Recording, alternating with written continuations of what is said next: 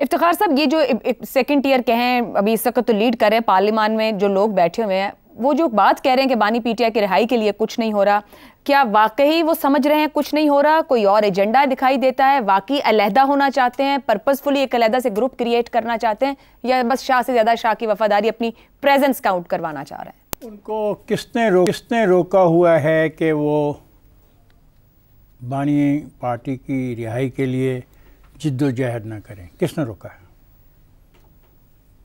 एक बात, पाकिस्तान में नज़रियाती सियासत ख़त्म हो चुकी है, बहुत पहले थी। सियासत शख्सियात के गिर्द चल रही है और चलती रहेगी। पार्टी के अंदर इख्तलाफात हैं और होते हैं। ये जो आप साजिश ढूंढते रहते हैं ना किसी के कहने पे, नहीं। मसलन ये बजट है, इस बजट पे भी पार्टी के अंदर इख्तलाफ हो सकता है कि क्या बजट के जो पैसे हैं हमें इजाज़त देनी चाहिए या नहीं देनी चाहिए। इस पर भी डिबेट हो सकती है, आप इसको भी इख्तलाफ कह सकते हैं। ख़ुद खैबर पख्तूनख्वा में बहुत बड़ा धड़ा, जिसका बहुत अहम किरदार रहा है माजी में 10 साल की सियासत के अंदर, वो अलहदा आपको नज़र आ रहा है। वो इतना इफ़ेक्टिवली रोल प्ले नहीं कर रहा, क्योंकि वहाँ की जो सियासी ज़रूरियात हैं उनके इलाकों की, वो उसके पेश नज़र ऐसा फ़ैसला कर रहे हैं। आपका अगला सवाल है कि 20 से ज़्यादा अरकान असम्बली के क़यादत पर तहफ़्फ़ुज़ात, 20, आपको ये 20 का लफ्ज़ किसने दे दिया? सुनी सुनाई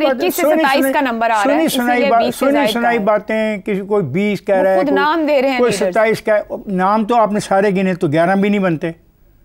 सर आपको पता है कुछ लोग सामने नहीं आ रहे थे, पर उनकी लीडरशिप ही कह रही है। शानदाना बता रही है, असद कैसर का नाम ले रहे हैं, अली मोहम्मद खान। मैं शानदाना गुलजार को सलाम पेश करता हूँ कि किस भरपूर मर्दानगी से वो अपने मौके पर डट गई है।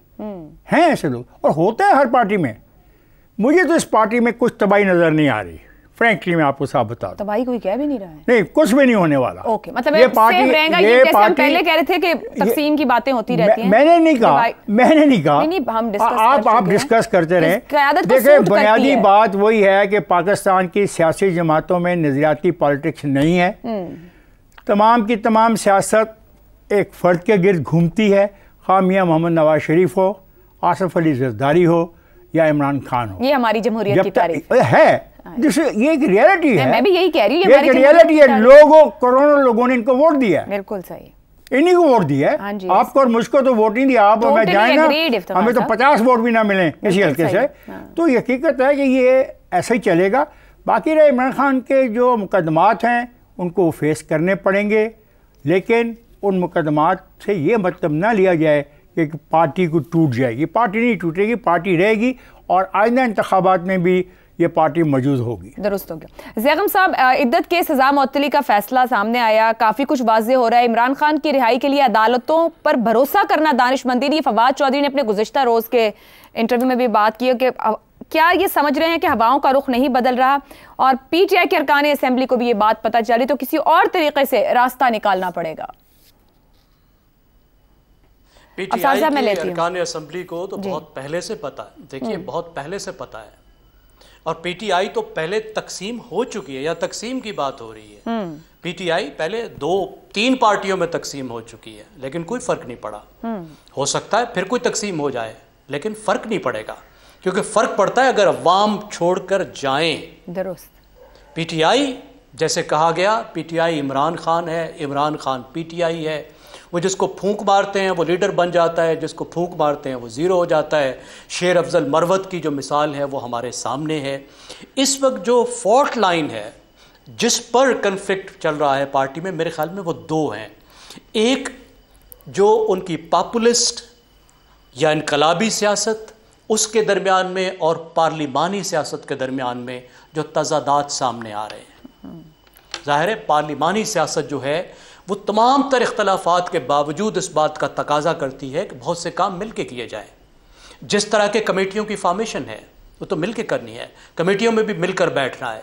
अब इससे वो लोग नाराज हो रहे हैं जो लोग ये समझ रहे थे कि हमें बड़ी इनकलाबी काम करना चाहिए, बाहर निकल के जिद्दोजहद करनी चाहिए, दबाव डालना चाहिए हुकूमत पर, इमरान खान को रिहा करने के लिए कोई तहरीक चलानी चाहिए। तो ये एक जो है एक अच्छा खासा तजाद आ रहा है। और दूसरा तजाद जो हर पार्टी में इस सूरत हाल में होता है वो है कि मुख्तलिफ लीडर अपनी अपनी जगह बनाने की कोशिश कर रहे हैं। जो ताकत की struggle, power struggle with in the party चल रही है। और मैं समझता हूँ इसके पीछे जो वजह है वो ये है कि अभी 2024 के इलेक्शन में पीटीआई इलेक्टेबल से तकरीबन साफ हो गई। 50% लीडर जो तकरीबन तमाम के तमाम इलेक्टेबल्स थे वो पार्टी को छोड़कर चले गए और एक नई लीडरशिप उभरने का मौका मिला। अब पीटीआई में 3 तरह की लीडरशिप है। एक वो है जिनको वो लोग नजरियाती कहते हैं, यानी वो लोग जो पीटीआई के अंदर ही आकर लीडर बने। असद कैसर है, मोहम्मद अली ख़ान है, शिबली फराज हैं, ज़रताज गुल हैं, जो समझते हैं कि नहीं हम असली लीडर हैं, हम असली पीटीआई हैं।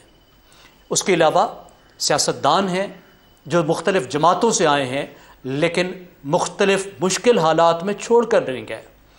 इन लोगों ने बहुत सी पार्टियां पहले बदली हैं, इस्टेब्लिशमेंट के साथ रहे हैं, लेकिन अब की बार ये लोग जो रह गए, मैं उनकी बात कर रहा हूँ, जैसे उमर अयूब है, मखदूम शाह महमूद कुरैशी हैं, दूसरी तरह के लीडर हैं।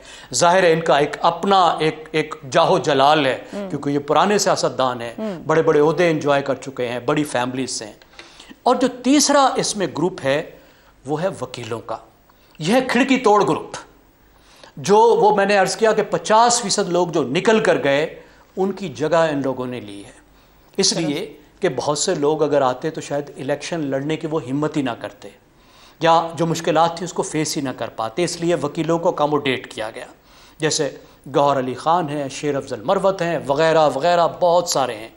सबसे ज़्यादा रौला जो डाल रहे हैं वो ये वकील डाल रहे हैं। अब उसकी एक वजह तो ये है कि वकीलों ने डालना ही रौला होता है।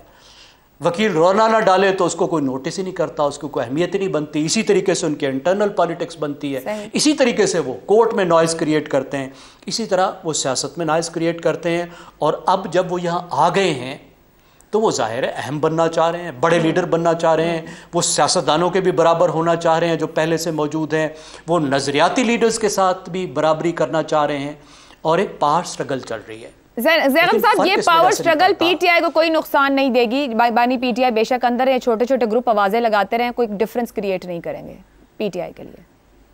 जी, जब तक वो सलामत है फर्क नहीं पड़ता। वो फाउंडिंग लीडर हैं पार्टी के, उन्होंने इस पार्टी को बनाया है, तमाम वोटर उसके साथ हैं। जिसको वो कह दें कि ये पार्टी का लीडर है उसको उनके वोटर पार्टी के लीडर मानेंगे, जिसको कह देंगे ये हमारी पार्टी का लीडर नहीं है उसको नहीं मानेंगे, और ये सबको मालूम है। तो एक तरह का कन्फ्लिक्ट ऐसा होता है जिसको लीडर करने देते हैं। दुरुस्त हो गया, दुरुस्त बिल्कुल यही है, फूंक मारो हीरो तो फूंक मारो जीरो। ठीक है जी। जी अब सार साहब कुछ कहना चाह रहे हैं? उस वक्त कहना चाह रहा था आपको, वैसे वो कहना तो आपको चाहिए था कि जब इफ्तिखार साहब ने कहा कि शंदाना गुलजार के हौसले की दाद देते हुए कह रहे हैं कि मर्दाना वार मुकाबला कर रही हैं, जनाना वार भी कह सकते थे। बस मैंने ये बात कही थी, ये आपको कहना चाहिए था। अच्छा, अब नहीं वो कह रहे हैं कि हम क्यों उधर से लें कि मर्दाना वार जनाना वार, बल्कि ज्यादा पुरजोर मुकाबला हो सकता है कि वो खातून अभी तो एक ज़रताज गुल का भी नाम लिया नजरियाती तौर पे, तो ये बात तो फिर ठीक है।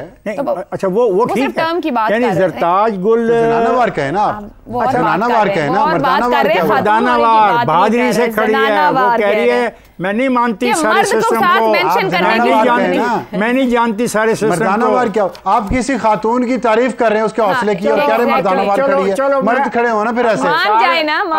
मैं आपकी बात को मानते हुए, क्या नाम उसका, शंदाना गुलजार और ज़रताब जो भी नाम उसका जनानावार जिद्दोजहद को मैं सलाम पेश करता हूँ। ऐसी जनानावार गुफ्तगू चल रही है पार्लियामेंट के अंदर। मैं देखता हूँ निशस्तों पे क्या बातें हो रही हैं। ब्रेक लेते हैं, ब्रेक से वापस आएंगे तो अमरीकी ऐवान नुमाइंदगान में पास की गई करारदाद, पाकिस्तान के इंतखाबात की शफाफियत और तहकीकात का मुतालबा, कोई फर्क पड़ता है? इस ब्रेक के बाद